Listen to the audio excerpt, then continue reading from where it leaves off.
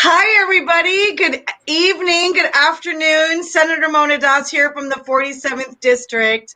It is my extreme honor and pleasure to bring on today two of my favorite people.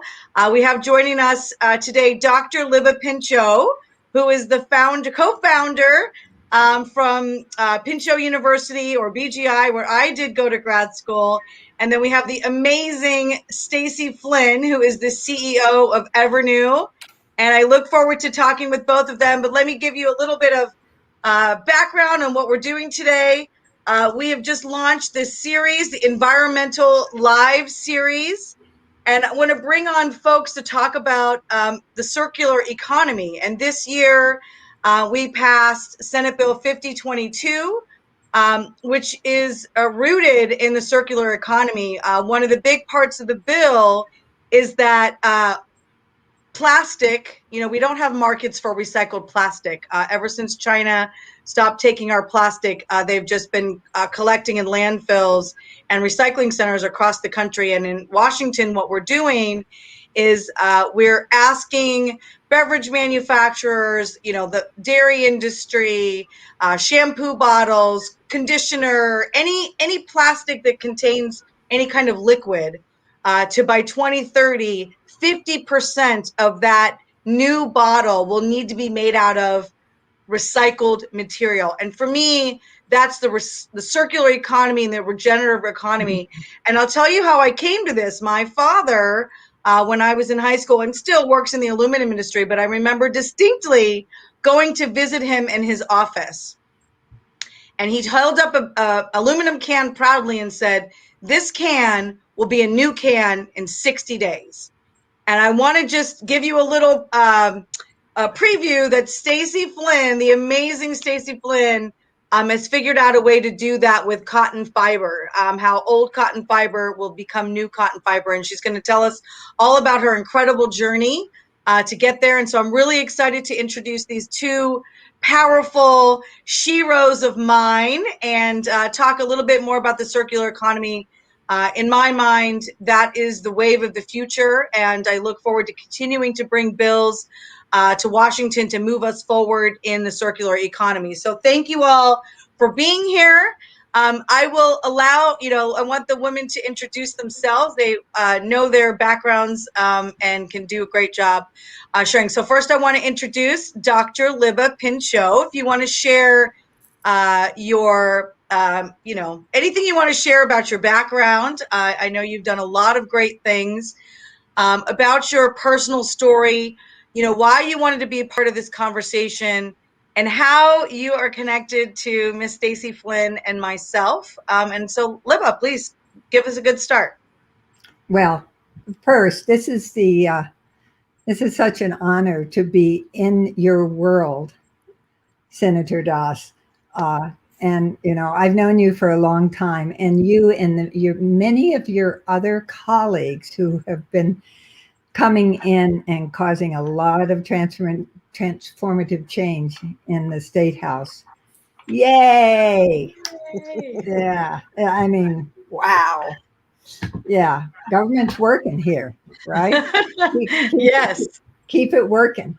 Well, I would currently call myself a coach and a consultant where innovation and sustainability and social equity all intersect. And I even call myself the founder of a little organization called Better World Visionaries because I support people like Stacy, and to the extent I can, you, Mona, because you're a Better World Visionaries, right?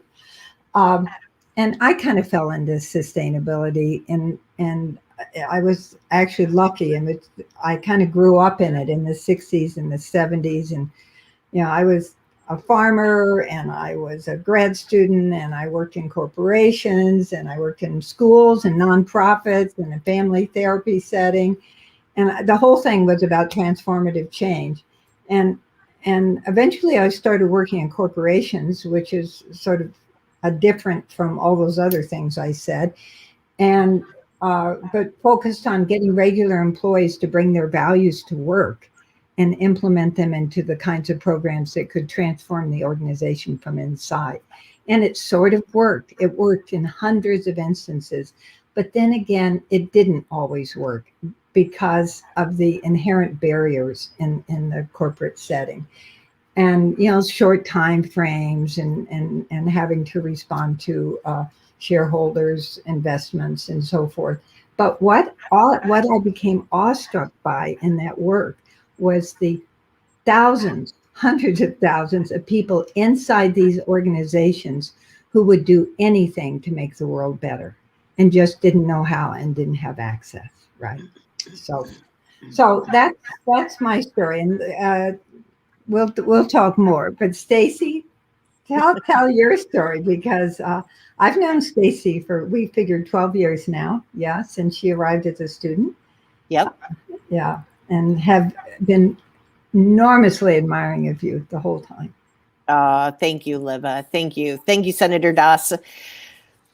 So happy to be here tonight. I'm Stacy Flynn. I'm CEO and co-founder of Evernew, and Evernew focuses on textile recycling. I'm a textile engineer by training, and my business partner and I and our team have been making textiles now for 25 years. And I like to say that I spent the first half of my career thoroughly causing the problem. And now I'm spending the second half of my career going back to find solutions that are powerful enough to turn our industry into the right direction. So I'm very passionate about all things textile and apparel related. I grew up in this industry, and how I met Liba and Senator Doss is I went to China in 2010. I was working for a startup in Seattle making clothes out of recycled plastic waste. And this startup sent me to China to find sources of manufacturing. And for the first time in my career, I went into the subcontracted areas of China. And prior to this trip, I had been all over the world many times, but I was struck by how we got to low price as I traveled through these subcontracted areas. And the effects on the environment were so shocking to me. My colleague and I, who I was traveling with, I remember getting out of the car in this one location. We were standing right next to each other, and we couldn't see each other, but we could touch each other, but we couldn't see each other. The air quality was so thick with pollution. And then we got to, the building, and midway through the room to the ceiling was this cloud from outside hovering over the heads of the corporate team. And we sat under this cloud talking about how we could do business. And for a month, I traveled around these areas, and I realized how damaging the apparel industry is to the environment and how people are living as a result of that damage. So on that trip, I decided that this is not how the story ends.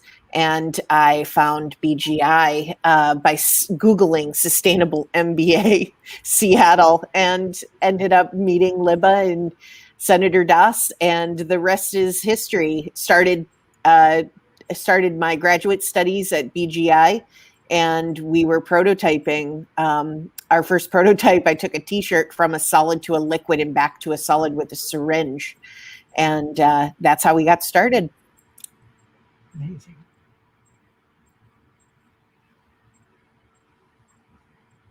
I'm on mute.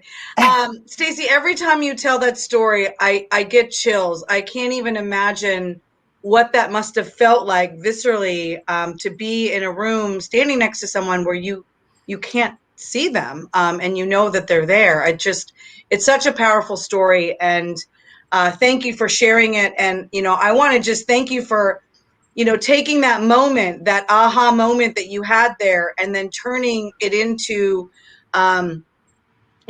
really getting to work to change the apparel industry and make it better and leave it better than you found it. So I applaud you so much for doing what you did. And I'm just so in this conversation, BGI is where Stacy and I went to grad school. It's called Bainbridge Graduate Institute at the time. Then we were able to rename it after the founders, Gifford and Libba Pinchot. So it was called Pinchot University, and it now lives on as Presidio Graduate School.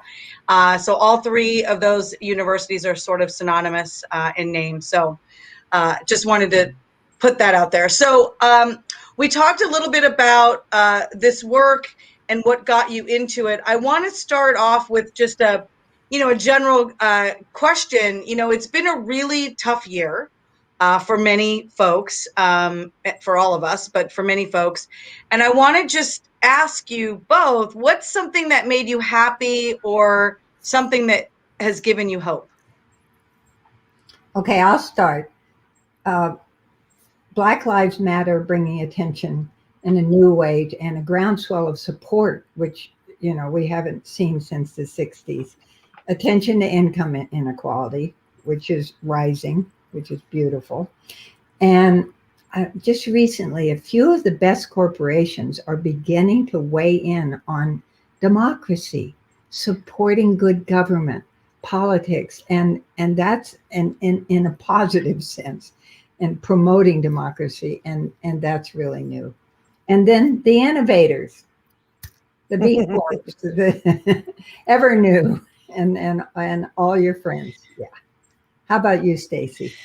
Oh my gosh, I would say the vaccine and having access to the vaccine. I mean, honestly, I feel so fortunate to live in a place where we have access to the vaccine, and it feels like there's a light at the end of the tunnel. I would say that's given me more hope than anything. And Mona, what about you? Yeah, thank you, Libba. And for those of you who are watching, Stacy just came from her second vaccination just at 2:00, so she's joining us. And a new tip I heard: if you drink a lot of Gatorade, you might lessen the side effects. So for those of you who haven't gotten your vaccines, take some Gatorade. So one of the things that I'm really excited about, when I was at BGI, I had the opportunity to visit Cuba, and I had to write a paper about my experience, and I titled it "When Scarcity Fuels Innovation." Mm-hmm. And I will tell you one thing that has, all the bad that's happened. I'm an optimist. My family came here from India with $6 when I was a baby. And so I have no choice but to be an optimist. And so what I see, the silver lining of COVID, well, first is that we can all three be in different places and be communicating and sharing. Mm-hmm. That's really powerful. The second is, I believe that every sector of every industry was forced to innovate in essentially 30 to 90 days. Mm-hmm. And some of this innovation has been needed for decades, years. Mm-hmm. And because there was no other choice, and I know advocates from the disability community have been saying for years, hey, we can work from home, we can work from home. And now we all know that, in fact, yes, we all can work from home. And so I hope that means access to work is better for folks who have had, challenges getting physically to an office. And, I just look at all the innovation that's happened in literally every sector of every industry. And it gives me hope to know that, when forced to, we can make those innovative changes very quickly. And so, that really brings us to why we are, here today to talk more with two of the most innovative people I know, Dr. Libba Pinchot and Stacy Flynn. And I'm going to do a little bragging about Libba Pinchot because she won't do it herself. Libba is an innovator, and she is for those of you in Washington State, you might have heard of the Gifford Pinchot National Forest. Well, Gifford Pinchot and Libba Pinchot, Libba's husband and Libba, that forest is named after the family. So that Gifford Pinchot National Forest, you are now meeting Libba Pinchot. And I will tell you that sense of environmental stewardship, Gifford and Libba, and correct me if I'm wrong, you all started this graduate school in your 60s. Is that right? Probably we'd hit Yeah. 60. Yeah, probably. And then at 72 years old, Dr. Libba Pinchot became Dr. Libba Pinchot. So if you are watching this today and you think at 60 or 70 you can't achieve, I just want to just challenge that and let you know that literally anything is possible. And Libba and Gifford are, have changed the world. 800 people went to BGI, and now we're all innovating in very different ways. Stacy's doing in the apparel industry. I'm trying to do that in government.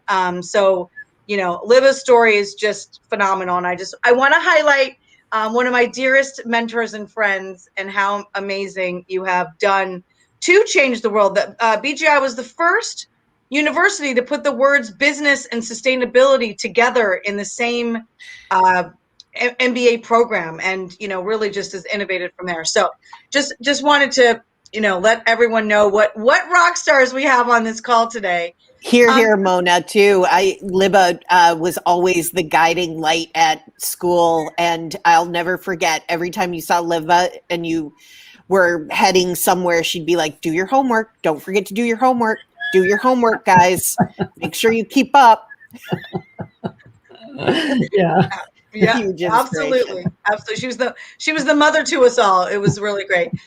So Stacy, I would love to talk with you about, how you got into this work, which you've already shared a little bit, but what is the goal? Like, what is your ultimate goal for Evernew? And I would really love for you to explain to people where you are at with the technology and what you hope to accomplish, because that is the inspiring piece. Yeah, sure.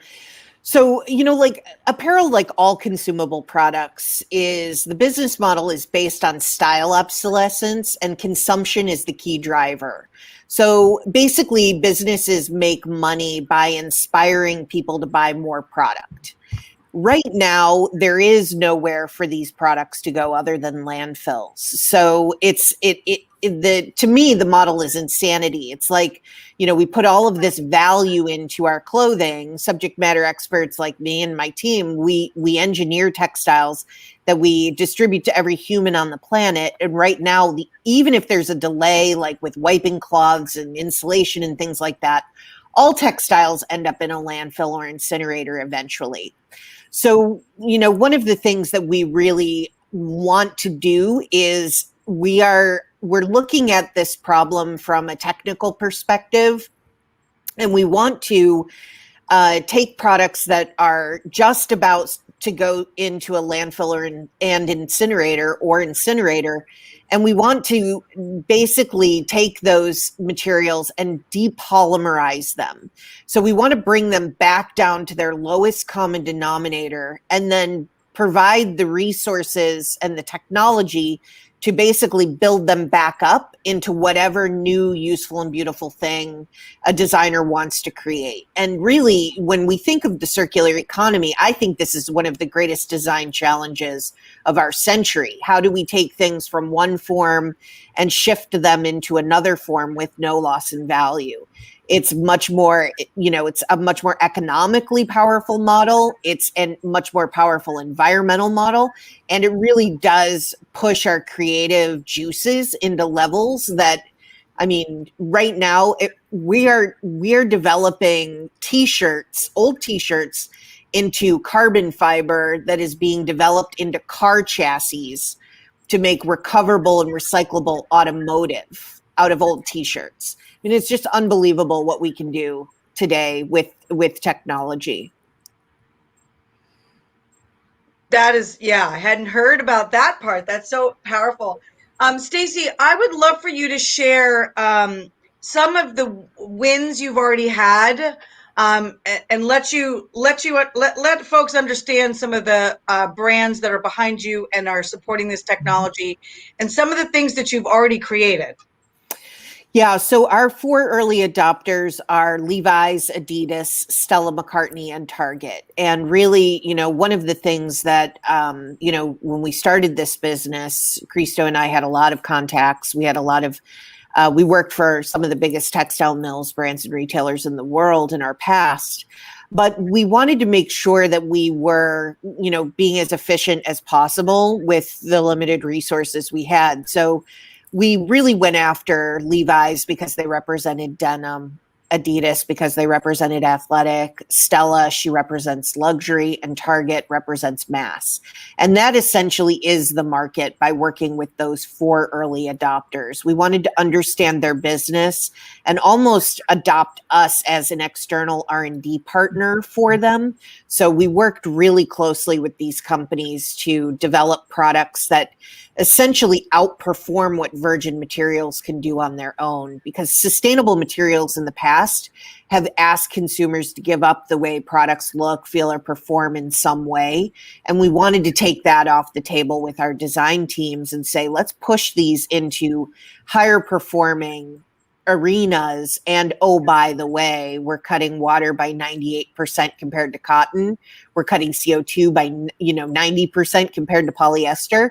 And because it doesn't have to go into a landfill, that methane can't occur. So it's just a much more powerful environmental model, but it doesn't ask people to compromise. So one of the things that I have been most impressed with is what you did with Levi's and with Stella McCartney. So can you talk a little bit about the 2 products that came out of those partnerships? Yeah, so we started with Levi's was the first early adopter we worked with. And, it was really interesting. As a startup, we were building equipment while we were prototyping for Levi's.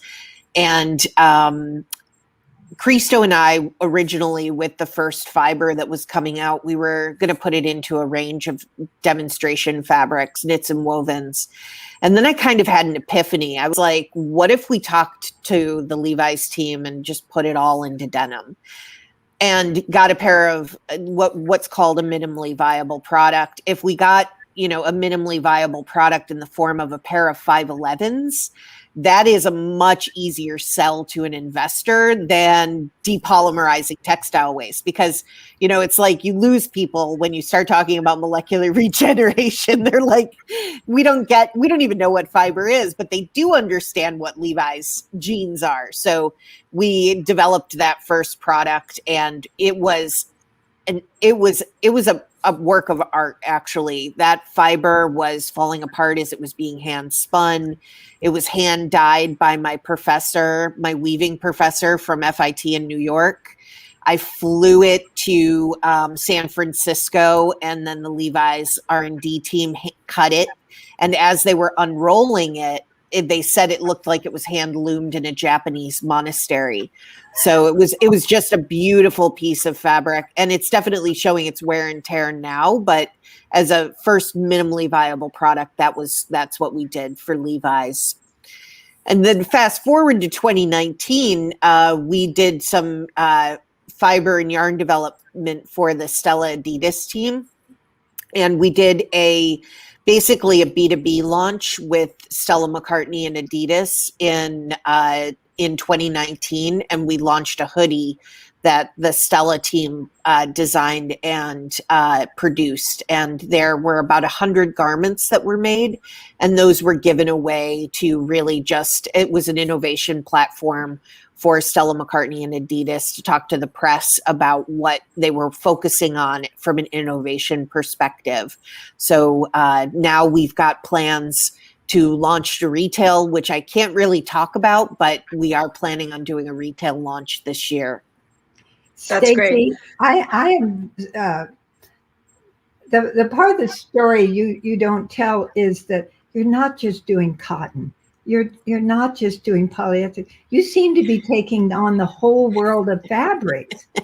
I mean, You go talk about that. Yeah. So, I think, a lot of people are like, Stacy, just do one thing well. And that's what we came into 2020 with. Let's just focus on building, showing investors that we have a business and showing the market that we have a technology. Let's get one thing to market and do it well. Then COVID hit, and I was like, okay, you guys, go see what the market wants. I mean, everyone got turned on their heads, and the team went out, and as a result, we got the cotton poly blend separation technology off the ground. We got the recoverable stretch technology off the ground. Both of those are in early stage development, but we can separate any blend in any form in our labs. It's just that these things require nurturing and financing to get out of the lab and into prototyping. And it does, unfortunately, it does cost money to do that. So we've had to, pick our battles, but it's interesting. Christo, my business partner, he's got an incredibly creative mind, and if he sees that he can tack things on, he does. And as a result, we have a massive technology pipeline. Yeah. Yep.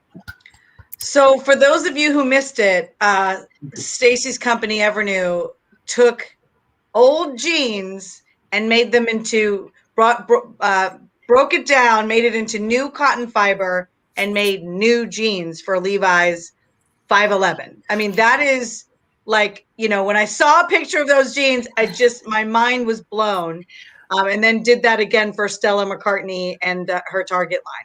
One thing I do want to, it's a little bit of a semantic. One of the things that we're doing, the best way to think of our tech is, we are turning cotton waste into pulp. Yeah. And then that pulp is getting extruded into fiber. Technically, that reconstituted fiber is actually called lyocell. It's not called cotton in its incarnated form. Okay. But that lyocell is recyclable and can be blended with cotton, and it makes it even more recyclable. Can you make the analogy for people comparing it to, because you said pulp. So can you make the analogy for folks and bridge that gap with recycled paper and pulp?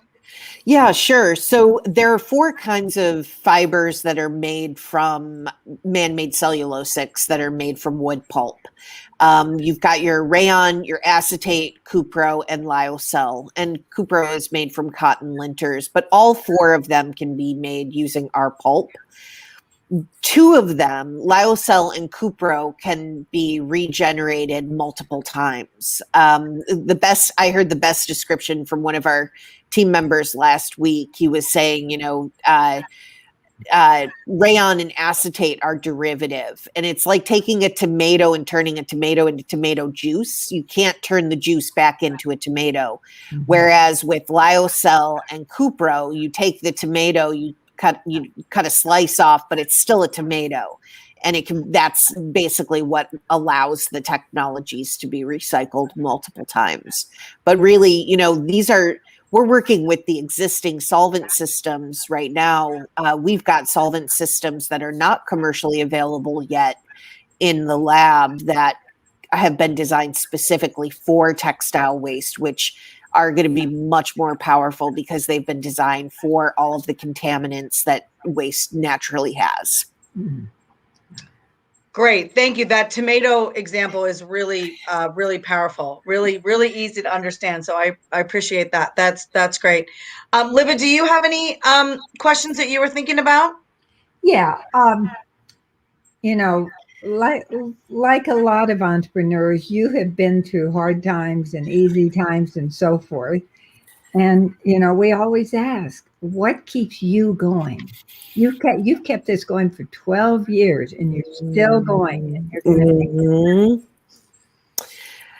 I really believe that, it's interesting. I learned pretty late in life that people can't see what I see, and I think that this is one of the things that, we all think people understand things exactly as we do and see things exactly as we do. And the truth is that's not true.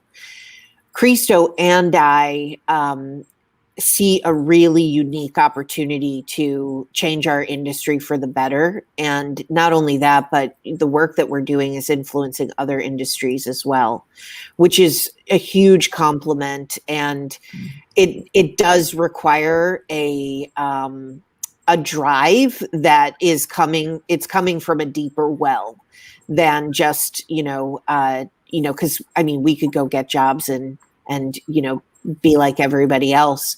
But what really drives us is, the fact that we do have unique information to put this puzzle together, because we spent, the first half of our careers thoroughly causing this problem. We're now uniquely qualified to de-thread it and put it back together in a way that makes sense for the generations that are coming behind us. So it's really like soul filling work. It feels good to stay focused on this mission, because we feel like we are legitimately trying to do our best to set the next generation up well. Beautiful. Great question. I love it. There's a great question in the chat, which is, what is possible for Evernew's long-term impact at full scale? Oh man, we are, it's so interesting because, there are so many ways you can scale. And one of the things that I've been giving a lot of thought to is, in the 90s, when I was coming out of undergrad, we were losing 100,000 jobs in the textile industry a month. I mean, we lost our industry. And I remember talking to one of my mentors in New York and asking him, like, why is this happening? Like, how can this be happening? And he said, Stace, don't worry about it. China can't compete on quality. And I was like, I'm managing the lab. I'm testing the fabrics. They don't have a problem with quality. So that's not true. But we basically offloaded the industry to markets where we could save money. And as a result, the industry, made money hand over fist as a result of those moves. The industry did not reinvest that money into innovation. And we're now in a situation where we've seen limits to growth in the industry, and there's not a culture of innovation. So we're at the house of cards has kind of fallen with COVID.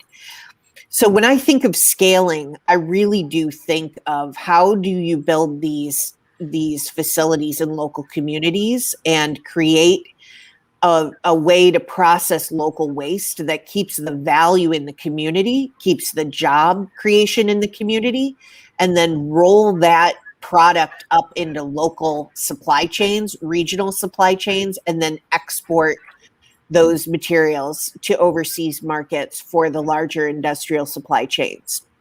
I really do think it's possible, and that's what we're working toward right now. That's a beautiful vision.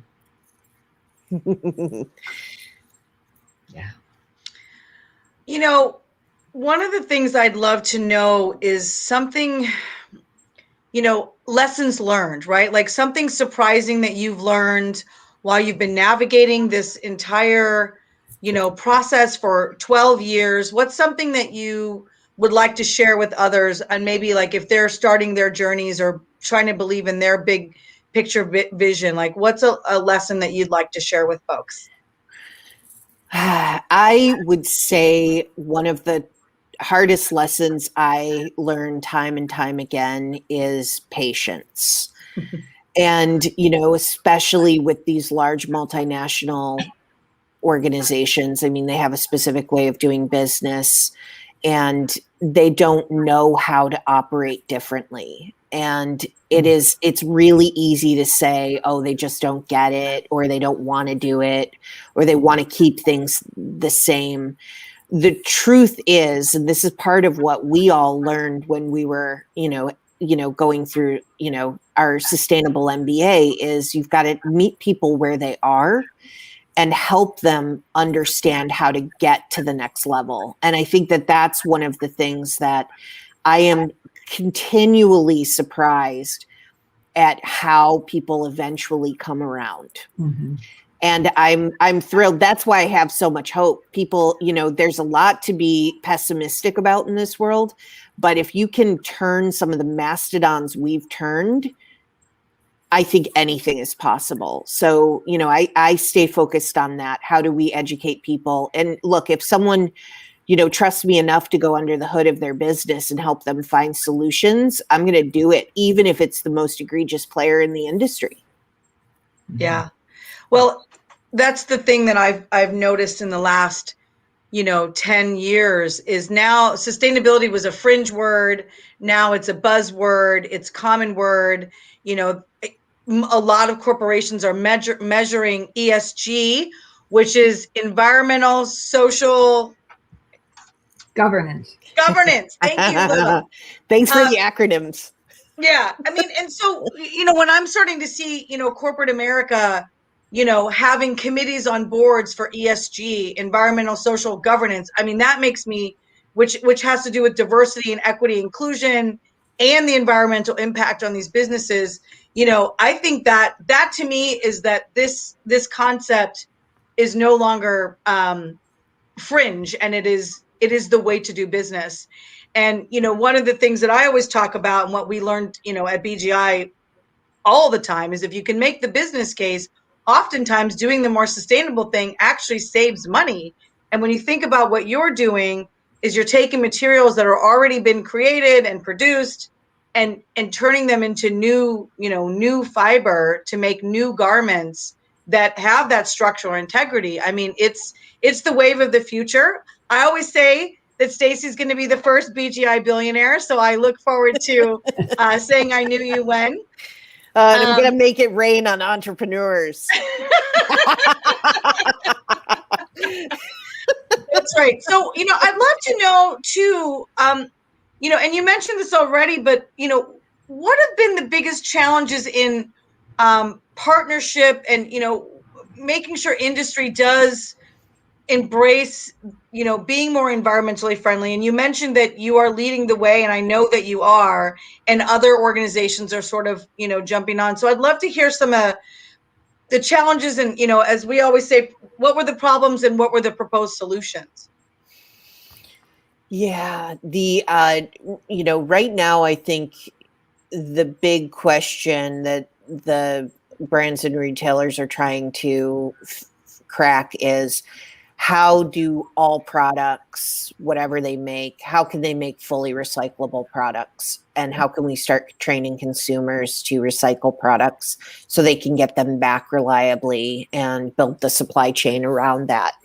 So that's really that's the $1 million question. And, we get asked that question a lot, and we have the solutions. We know what it's going to take to get it done. And it's going to take time, and it's going to take some money to get to that point. But the technologies exist. So, this is just the tipping point too, because once you've got fiber, because fiber in the apparel industry is the platform. There are 17 generic fibers on Earth, so there's a wave of innovation around the platform right now. The investment community is starting to put money in, but they're not really putting money in on platforms as other kinds of industries yet. But I get calls every week from Wall Street firms, analysts, trying to get more information about exactly what we're doing. Once the platform is healthy and regenerative, then everything else on top of it also needs to be redesigned. So these are dyes, finishes, prints, sewing thread, trims, all of those things, buttons, zippers, all of the things that go on top of fiber or fabric also need to be redesigned for recycling compatibility. And we will get there eventually as a business, but we're starting with fiber because it's the first ingredient. I love that. And I want to share a story from my own journey with the bill that we passed this year, 5022, which the governor will be signing in the next couple of weeks. We're really excited about that. What was interesting was the partnerships that we had. So traditionally, we didn't expect, but the beverage industry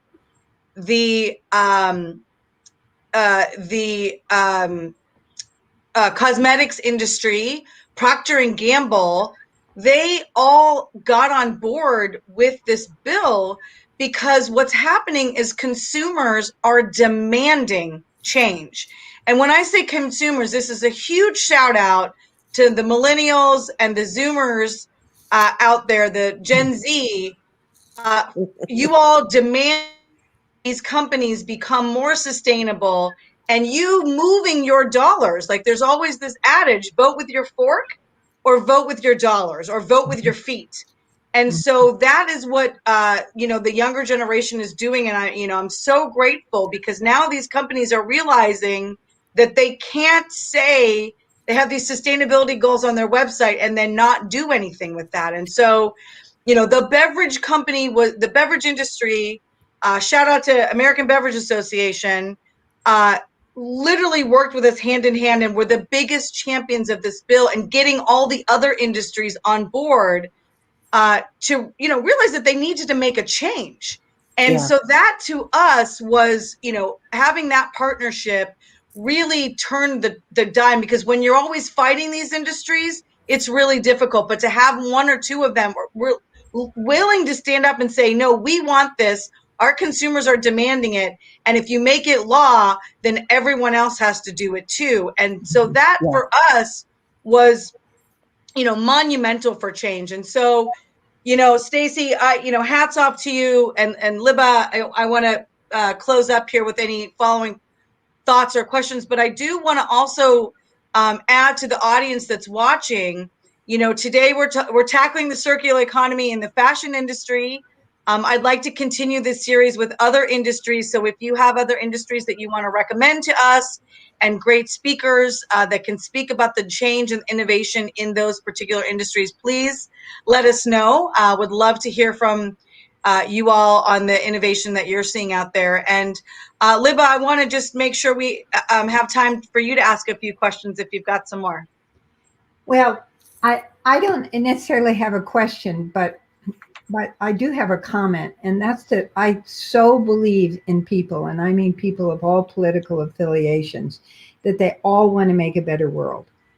Yeah, there are a few exceptions, but they all want to work for the next generation. They don't know how. They're either blocked at work or whatever, but they'll sacrifice to make a better world. And, we got to be careful that people are being given some tall tales about how they can't do this, but they can, and even calling, even the word consumers, the young are saying we're not consumers, right. We're innovators, but obviously we're humans. We have to consume, right? How do we do it? We do it by finding ways to do so without a waste stream. So I even think our identities are evolving. We're not consumers, we're innovators, right? That is a great point, Liba. Always on the eye front of what the cutting trends. So I appreciate that. Michael O'Brien had a great question too. Have there been any sustainability loving celebrities that might lend their name to your brand to broaden the visibility of the industry? And I know we've had conversations about this too, Stacey. Yeah, definitely. I think, having partners like Stella McCartney, Stella's got a lot of followers. I mean, she dresses everyone. So, we're working with our brand partners to make sure that New Cycle, which is our consumer facing co-brand, the New Cycle gets out there and that people start to see New Cycle. When you see New Cycle on your clothes, you will know that it's made from old clothes and it's recyclable. So it'll be your indication to make sure that you follow the instructions on that QR code and get that product back so we can reuse it and eventually recycle it when it's ready. So yes, I do think celebrities are going to latch onto this because let's face it, especially with women, clothing is such a personal thing. It's, since the beginning of time, clothing has been how we've, culturally identified ourselves. It's such an important part of our society, and people should, dress and have access to clothing that meets their personalities. It's just how we make that clothing and what we do with it when we're done. That's what we need to get creative about. But the expression side must maintain intact. Yeah, absolutely. We've got another question here. Where do you source the textiles from right now? So right now we're working with several waste partners. We have a pilot facility in South Carolina, and we have a sort, separate, and grade machine there. It's kind of like the kind of scanner you would see at the airport when you scan your bags. And basically what happens is when you put clothing through that scanner, it picks up the digital signature on the front of the garment, the back of a garment, and the rays penetrate inside the fabric to pick up spandex, and it essentially blows textiles into different bins. And that's how we get started. So we work with what are called garment recyclers. These are people that have contracts with Goodwill, Salvation Army, people like that. They are manually sorting, separating, and grading. And this equipment that we're using can significantly increase that throughput. You know, if you do it manually, it's roughly 1 ton per day. This machine can do 7 tons per hour at full automation. So just to also give you another fun fact, the United States throws away about 17 million tons of textile waste every year. That comes out to roughly 70 pounds per person in the US per year. So it's a lot. It is a lot. And we've got, the bigger the problem, the opportunity is directly proportional to the size of the problem. And this is a big one. So it's fun to work on. 70 pounds per person per year. I mean, that puts it into some perspective. Thank you for sharing that. Stacey, I'd love to hear, what's next for Evernew? What's happening behind the scenes? What's next? And where can people find out more about Evernew if you want to give out your website as well? Yeah, so the name of the company is spelled EVRNU.com, evernew.com. So, check out our website. We've got some great videos on there as well. And then there's an info to contact me or contact any member of my team.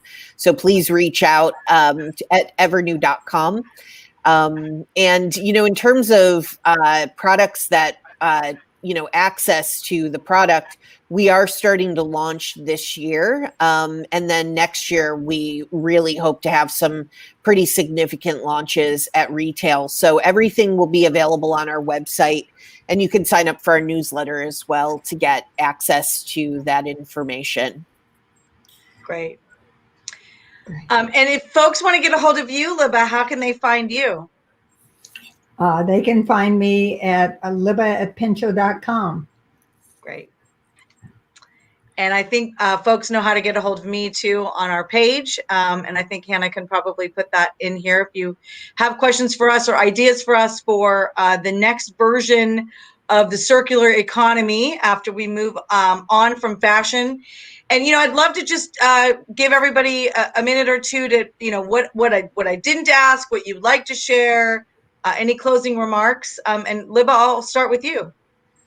Well, I just think if you look at Stacey's last 12 years and we multiply that by all the amazing younger people in the country who have been inside the belly of the beast and have decided they're going to reverse that whole trajectory.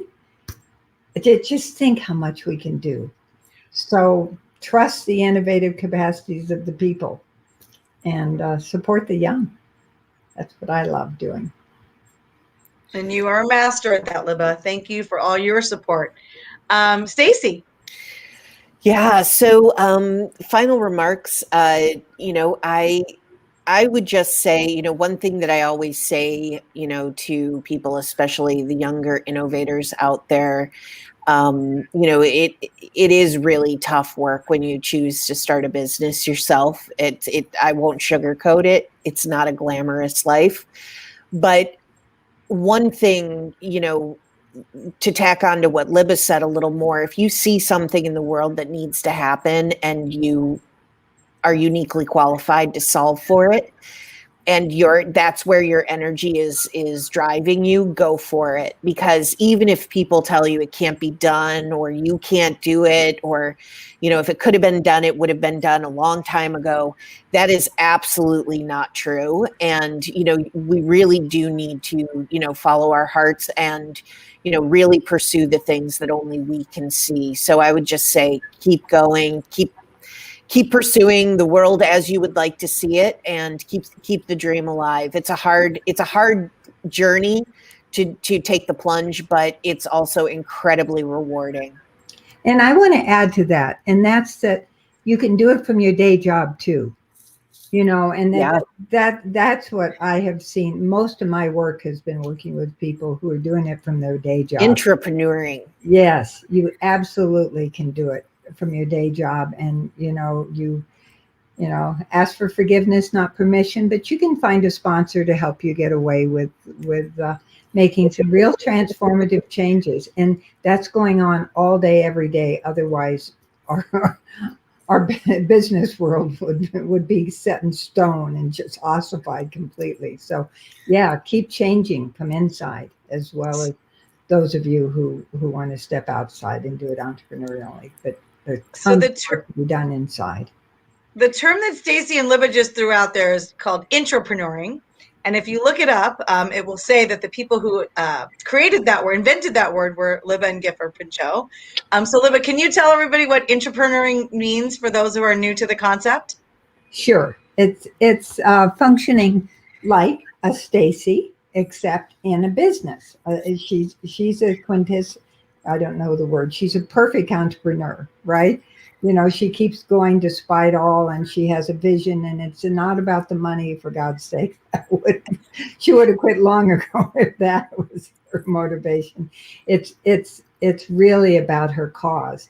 And you can do that inside companies too. You need support. You need a sponsor. You need some cover, because there's an immune system in organizations. But nonetheless, you can get away with some real transformative change, and you can just, whatever your values is, you can do it. I have a client who is in a firm of 200,000 people, and she's bringing racial equity into that firm from the side of her desk. That's not her job. And she's making waves in that company. You can make waves in a company. It doesn't even have to be your job description. So that's an entrepreneur. Don't hold back. Just, keep your job, because, it's a good thing to have a paycheck, but you can get away with making enormous changes, and your company will thank you. And if you're in the right company, you'll get to be a hero. Or a shiro. Shiros. So intrapreneuring is innovating from within the organization that you currently work in. And I love that concept, and it's wonderful. Okay, so we did have one last question came in, so I'm gonna ask it. What effect are specialty recyclers having on the supply chain, like Ridwell? Have you run across Ridwell, Stacy? Another local Washington company? Yeah, I mean, I think specialty recyclers are doing incredible things right now. We're not the only ones innovating. There are many specialty recyclers focusing on secondary markets. So, yeah, we're one of them. We really want to, be a solution provider to those recyclers so that they've got a place for that product to go. Well, I can't thank both of you enough. Always just such a pleasure and honor to be in your presence and to hear the work that you're doing in the world. And Libba, I would be, remiss if I didn't share my deep, deep, deep gratitude to you and Gifford and Jill Bamberg for starting this university that has taken so many of us down this path for our, what we call right livelihood, doing what brings us passion and brings us joy and bringing it to the world. And that's been my foray into government. I just couldn't not do it. And I couldn't not bring these types of bills forward. And I couldn't not, try to make a difference in my community, in my state. It's been such a joy and an honor to work on so many progressive bills around. They call me the single-use plastics warrior in the Senate, which I absolutely wear that badge proudly. And the work that we've done this year is really coming up with language that other states could adopt. So we're hoping California and Oregon adopt them immediately in their sessions. They haven't ended yet. And then as other states, ban styrofoam and ban plastic bags and, produce the minimum recycled content in their packaging materials, we are really, truly hoping that they can just use the language that we've already negotiated with many of these large companies. And I've always said, if it's not reusable, recyclable, or compostable, it should no longer be manufactured. And that is where my mind is. And having this conversation with the two of you today, just gives me hope. Stacey, I know what it's like to be an entrepreneur. I've been one for many years as well, and I just want to say thank you for continuing to bring your passion to an industry that is creating 70 pounds per person of waste a year. That is a statistic that will stay with me for a very long time. So I just can't thank you enough for putting your passion, your heart and soul into this. And I know you are leaving the world a better place. And I'm, so grateful for both of you. And as Tali Roush just said, you are creating a movement that will ripple across the country and the world. So with that, beautiful. I will say thank you both. And for those of you who are watching, if you have ideas for a future series on other circular economies, please let us know. Thank you, ladies. Senator Doss. Thank you, Senator Doss. Thank you, Libba. Yeah. Thank you both so much.